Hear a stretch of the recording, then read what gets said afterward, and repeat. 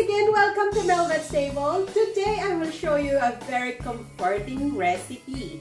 This is really very good during rainy season. Alright guys, this is what we call the pork and shrimp noodle wonton soup. Alright, here are the ingredients. For our ingredients, we will use 2 cloves of minced garlic, 1 tablespoon of cornstarch, 1 teaspoon of salt, 1 teaspoon of ground black pepper, 2 teaspoons of rice wine vinegar, 1 teaspoon of oyster sauce, and 2 teaspoons of sesame oil. And we will use the wonton wrapper. I bought this in Asian stores, guys. You have to use the thinner one, okay? And 1/4 kilogram of shrimps. I chop them. And of course, I have here 2 stalks of green onions. We will use 500 grams of fresh egg noodles and some broccoli. You can use any kind of green leafy vegetables or any vegetables you want. 1/2 kilogram of minced pork. This is with a little bit of fat in it. And also, I will show you my soup base. Alright guys, for our soup base, I am boiling 6 cups of water. And as you can see, all the heads of the shrimp, I remove them and I put here in my stock. And I put 3 stalks of green onions and 4 pieces of shiitake mushroom, dried. And of course, ginger. I put ginger and chicken stock.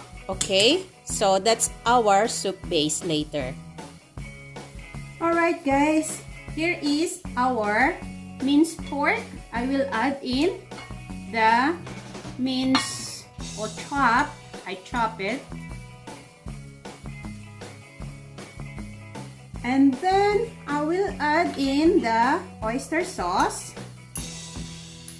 Just a teaspoon of oyster sauce. Ground black pepper. You can use white pepper if you want. And our cooking wine. Cornstarch. Garlic, salt, sesame oil,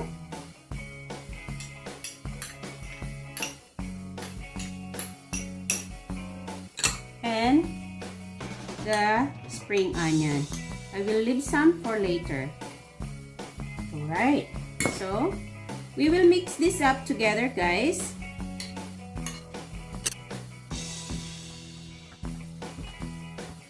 So I am mixing this into just one direction.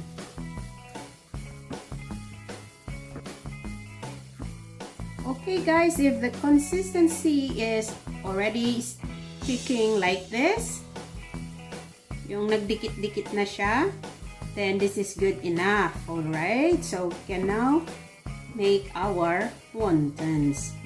Alright guys, this is our wonton wrapper.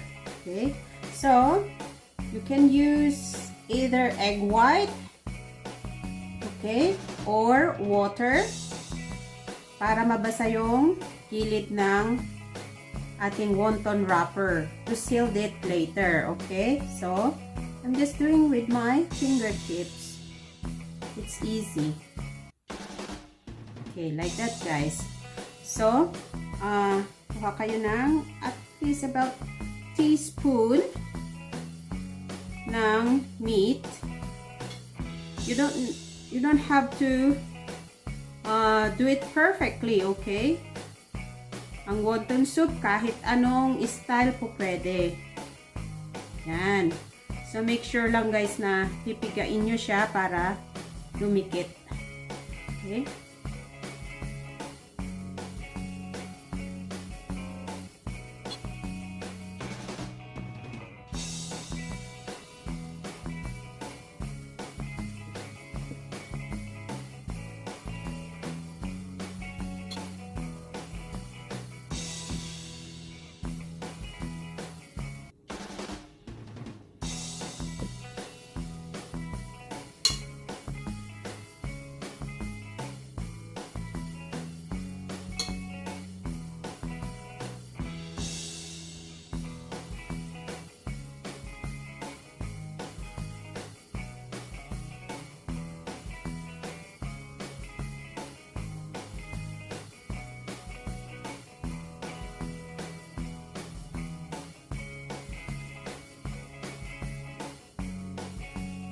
Alright guys, ito na yung ating nagawa na wonton. Ang dami, right?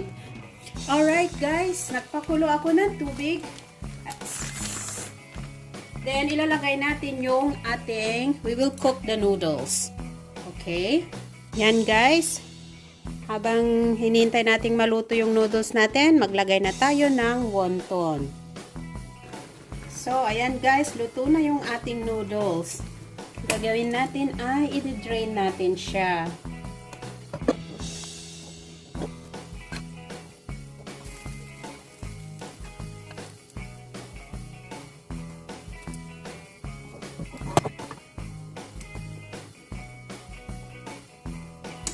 Tayin lang natin na maluto yung ating wonton.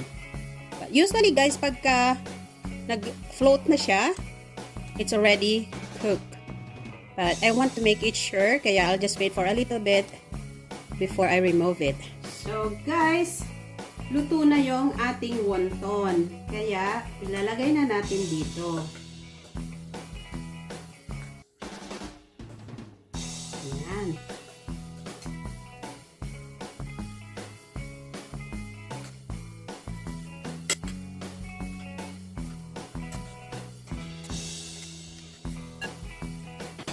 And then guys, yung mushroom na nilagay ko doon sa broth kanina ay ni-slice ko siya. Para ilalagay din natin, kakainin din natin yan. Kasi masarap po ang mushroom. Yan. Diba? Okay guys, titimplahan lang natin ng konti yung ating soup. I'll just put just a little bit of soya sauce.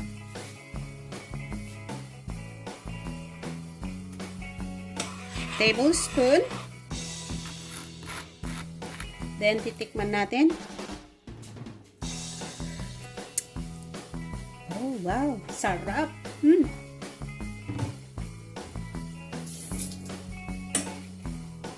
Then, ilalagay na natin yung ating broccoli.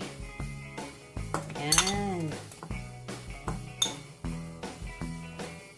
Alright, guys. Maglalagay ako ng favorite kong vegetables. Ito yung broccoli. Yan. And then, maglagay na ako ng soup. There you go. Wow. Sarap.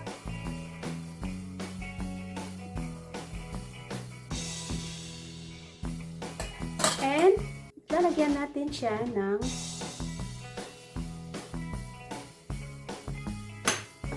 okay guys, nagtatapping din tayo ng fried garlic. Pwede kayong maglagay ng chili kung ano ang gusto nyong i-toppings. Ayan. And for your information guys, ang wonton ay hindi lang for soup. Pwede rin itong i-deep fry. Kaya na ang aking gagawin. Okay, make sure na mainit yung ating mantika. Yes. Then, ilalagay tayo ng wonton.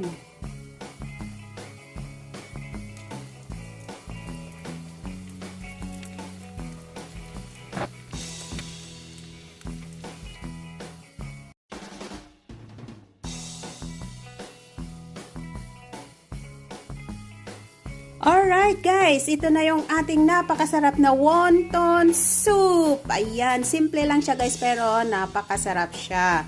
Okay, yung ating wonton soup at hindi lang yan, meron din tayong deep fried wonton na isa ring napakasarap din siya guys. Alright, to all my subscribers, thank you so much, and if you're new in my channel, please don't forget to click on the subscribe button and the notification bell para lagi kayong updated every time I post a video in my channel. Alright guys, enjoy your wonton soup and deep fried wonton. See you next time. Babush!